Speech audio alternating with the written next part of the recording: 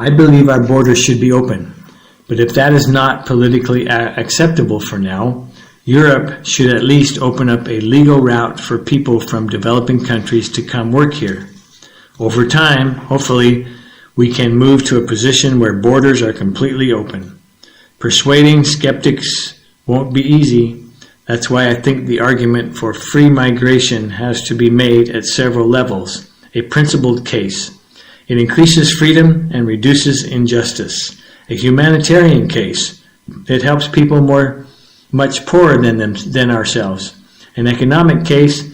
It makes us richer. And a pragmatic case. It is inevitable, so it is in everyone's interest to make the best of it. Freedom of movement is not just a matter of human rights and international solidarity. It is in our self-interest.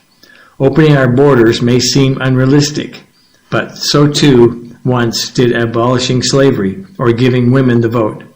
Campaigning for people's right to move freely is a noble cause of our time.